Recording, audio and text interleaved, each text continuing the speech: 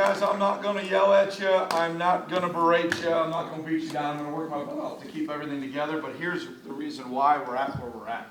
You know, we can make excuses for a lot of things. So could Purdue. They can make excuses for a lot of things. We're both not having the seasons we should be having, quite frankly. Both of us should be Big Ten West contenders because we're not taking care of the ball. We're not taking it away. So something's given on Saturday at 11 a.m. in Ryan Field. I'm not going to get down and I'm not going to get negative. The way we're playing is completely unacceptable. The way we're coaching is completely unacceptable. I have one easy solution. It's take care of the ball. Everybody's really well coached. Everybody's got really good talent. Everybody wants to win with everything they got. Everybody practices on it. So feel sorry for ourselves. That ain't going to get anything accomplished. Let's not pout. Let's not wonder why. I mean, if I'm some of you guys that have been waiting for an opportunity, now you got it. Go take advantage of it. Go play your ass off. Go have fun. I don't know where the next month's going to go, but let's go leave a great legacy with this for our senior class in finishing this thing. Hey, do yourself a favor, cut it loose today, huh? Yes, sir. Cut it loose now. Have fun. Let's go. Let's go. Yes, sir. All right, let's go. We don't 3, 1, 2, 3. Let's go, man. All right, time to take it to Saturday, man. Do not waste it and leave it over at the Walter Athletic Center at Ryan Fieldhouse. We got to bring it to Ryan Field. You think about where we've been and what we've been through this year, it's time to get the thing flipped over. And we flip it over with the energy level we bring the minute we walk in the building. All right, 2 teams that are struggling. Okay, facts. 2 teams that are struggling. Something's got to give. And the first thing that's got to give is energy and passion. Who's going to come out? Who wants it more? Okay? Number 2, who's going to start the fight? We got to start the fight right from the beginning. So the minute we get done with this thing, get your body right. We get outside. I don't care if you go out like this. Let's get our asses ready to go. Let's go have some fun and play our most physical game of the year.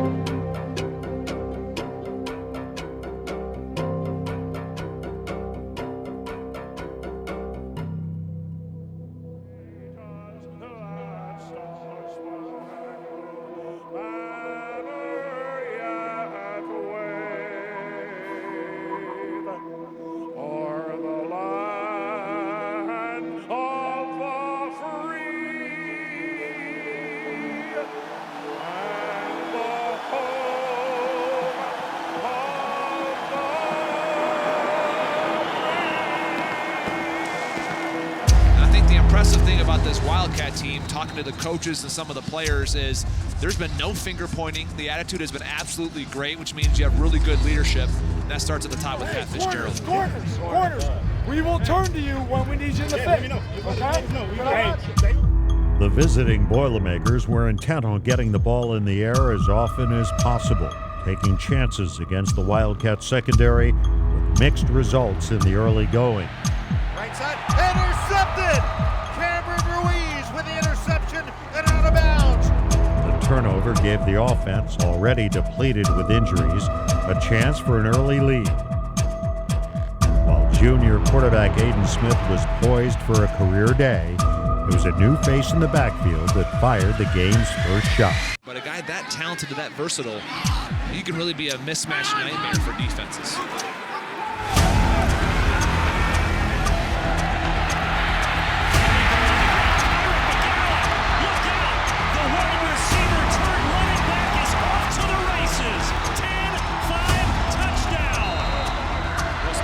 Coach Pat Fitzgerald, he said we needed to find a way to get Kyron McGowan the football more. That's a simple handoff, and he takes it the distance. A nice move by Smith that time. I'll tell you what, he doesn't look like a converted wide receiver. He looks really comfortable at running back. 11th play of the drive, and number 11, Aiden Smith, winds up the throw. And he's got the first down connection. He's done well so far. As he throws, James diving, and he's got it for the touchdown. Jace James, for the first time in his career, hits pay dirt, and how about this?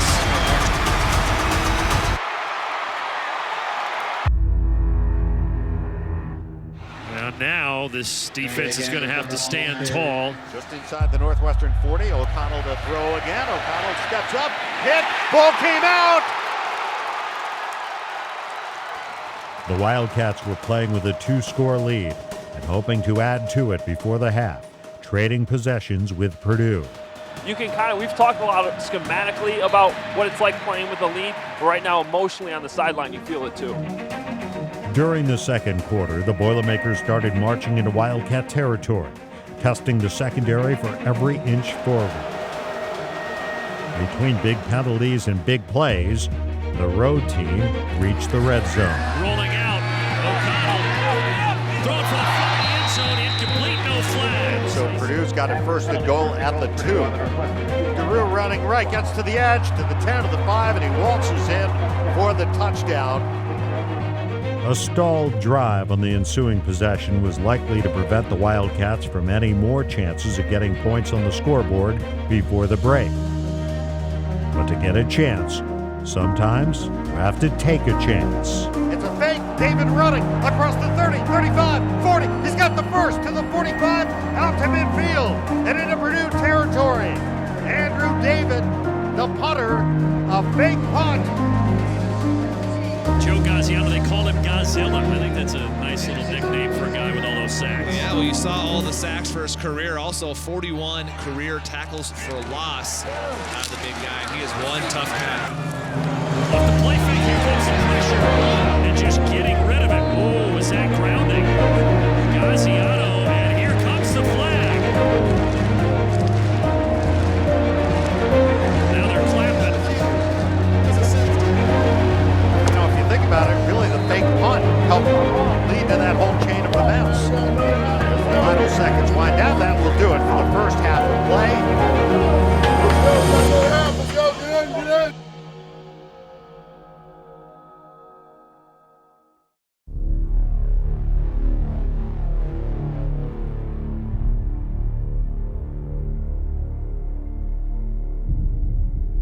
The Wildcats return to the field for the second half with both the lead and recent history on their side. It's been 9 years since the Boilermakers beat the Wildcats, and the Cats hope to keep it that way here in the second half.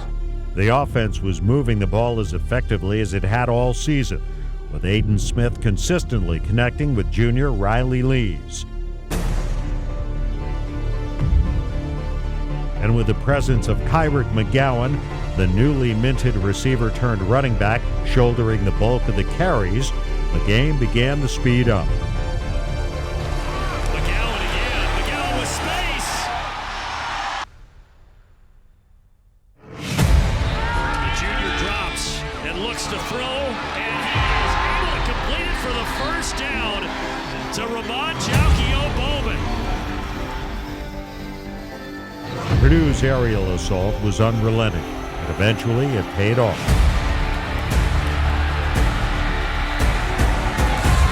Going for the end zone.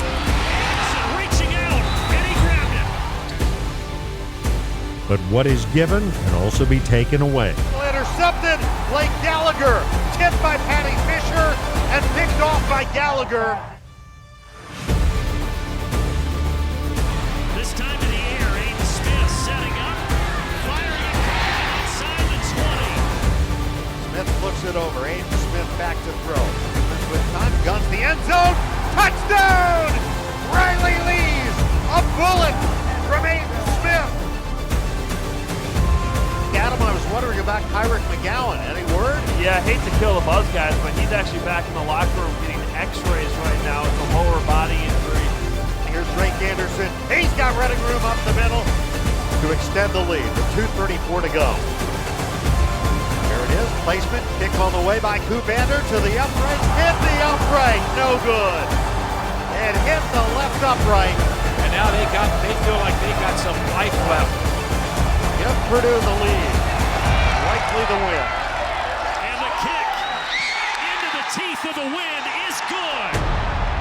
Oh, it's been that kind of a year.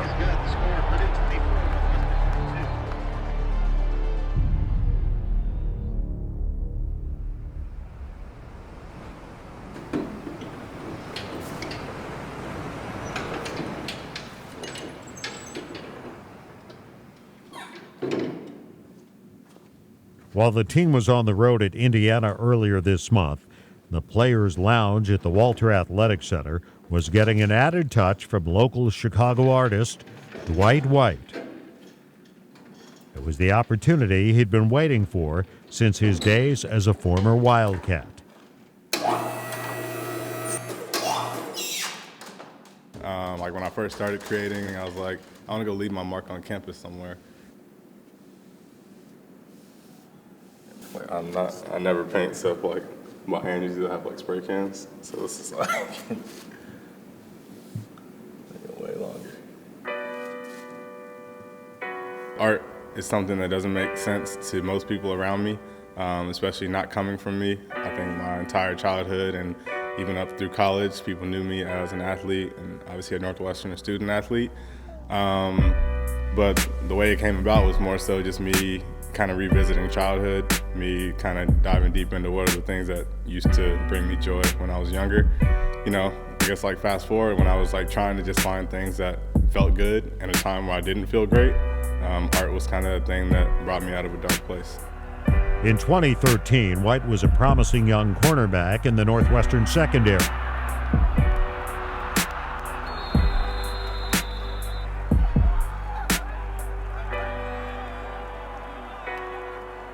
Woke up with a little bit of pain, went to the hospital just to kind of like figure out what it was, didn't practice that day. I was then informed I had one kidney, and so that's when I hung it up for good, and it was definitely a tough decision at the time. His football career coming to a premature end was very sudden. It was a tough time for all of us at the house because we were all staying together. I was with Stephen Buckley and Terrence Brown, and it was sudden, and it was a tough time for us because we knew that he loved the game, and he was really stepping up as one of the guys that we were going to at corner, and then it came and hit us real quick. So it was real tough to deal with. With only one kidney, White medically retired from football and returned to a childhood hobby, which quickly progressed into success beyond the campus of Northwestern.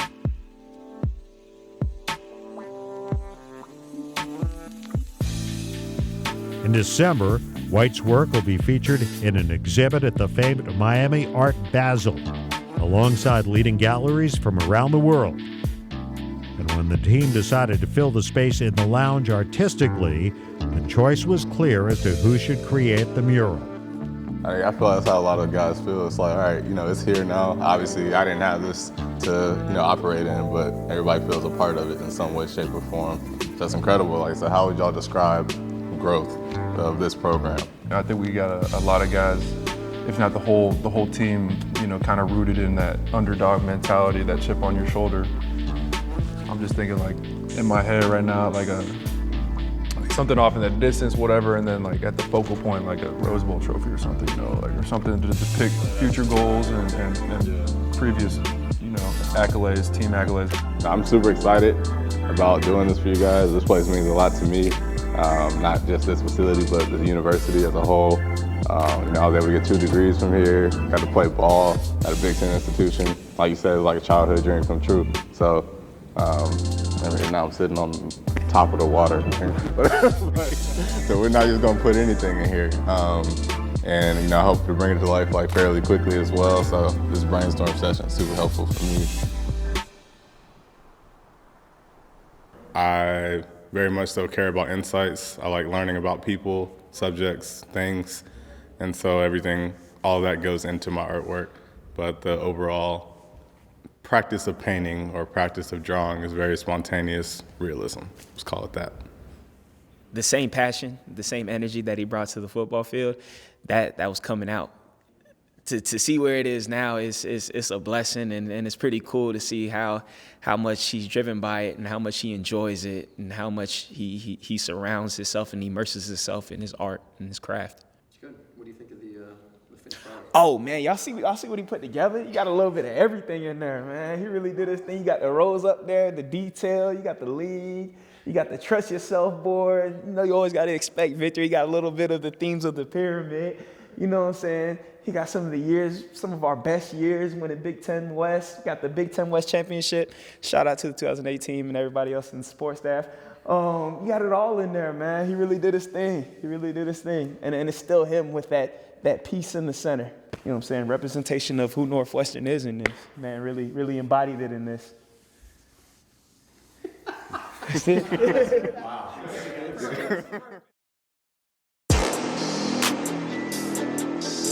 Just keep the pedal down. I think that last week, had they been able to keep that momentum going early, they would have won that football game. And I don't know what you guys felt, but when they went up 14-0 on Purdue, I was feeling pretty good because this defense has been so good for the Cats despite it being a tough season. The Wildcats have lost 8 starters to season-ending injuries. Back at Ryan Field against visiting UMass, the younger Cats on the squad now have their opportunity. Well, with Skronik out, J.J. Jefferson out, now Kyrick McGowan out, it's really left up to Riley Lees. After the Minutemen put up the first points of the game, veterans like Riley Lees remained intent on shaking off the slow start. Well, it could be worse than 3-0, I suppose, but as far as the Wildcats, not a great start here by any stretch. No, it's very early, but so far, they have the upper hand. And it's blocked. Northwestern blocking it, and Bergen coming up with it. Down the sideline, Chris Bergen trying to take it the distance. Look at this. Maybe the boost that Northwestern needs as Bergen takes it all the way. The swing in momentum was dramatic, and with Northwestern now in the lead and comfortably moving the ball, the struggles of the first quarter would soon fade away. Yet another new face in the backfield. There was no looking back. Second down and goal. They will give it off. Evan Hall straight ahead. Breaks a tackle. He's in for the touchdown. First career touchdown for Evan Hall. The first offensive touchdown today for the Wildcats. First-year running back and Minnesota native Evan Hall stepped into the role of feature back and took full advantage of the space his offensive line provided. By the day's end, the Northwestern record books would need updating. And the offensive line, Ted, blowing open some big holes now for the Wildcat running game. Slanting off the right side, 35, breaks the tackle, 20, goodbye, Evan Hall, touchdown! His second touchdown in just over 2 minutes. And the Wildcats now lead it 20-6. The other side of the ball had no plans of allowing UMass to find the end zone.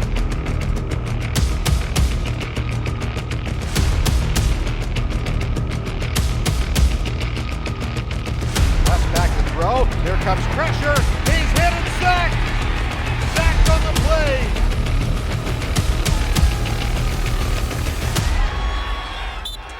So the Wildcats head to the locker room with the lead. Those will be the first 3 plays. You guys got any questions? He talks about running through tackles and finishing runs, okay? Score touchdowns. All right, pull these guys out and finish this. Let's keep going. Let's keep going. Let's keep going. Hey, be ready, be ready.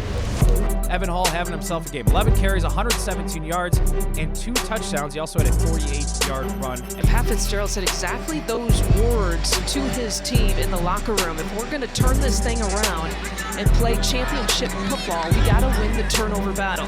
Pump fake, West thrown down the middle, intercepted by Blake Gallagher at midfield. Gallagher trying to break a tackle, he does. Blake Gallagher with his second interception in 2 games. Throwing blitz, and off go to Hall, running right, trying to get to the outside. He does, turns the corner, 40, 30, on his feet, down the far side of the 10 to the 5, dives to the end zone, touchdown! How about that run by Evan Hall? Give to Evan Hall, Hall's got the first down, and 4, 10-5, touchdown! His 4th touchdown today. I love you. Y'all got that movement? Y'all got that movement? I did it right here. And that boy going crazy! Shut up, Minnesota! Shut up, Minnesota! Yes, sir! Yes, sir. Snap to Brito. Brito under pressure, and down he goes. Trent Goins with a sack. Presumably, Evan Hall's day is done with 220 yards. Here's Nairo. Bursts right up the middle, untouched for the touchdown. Ray Nairo gets his first touchdown. The Wildcats win. And they win decisively. But especially for a lot of guys that got their first experiences today, man. How about Evan Hull, huh? It's about time that we have some good, clean American football.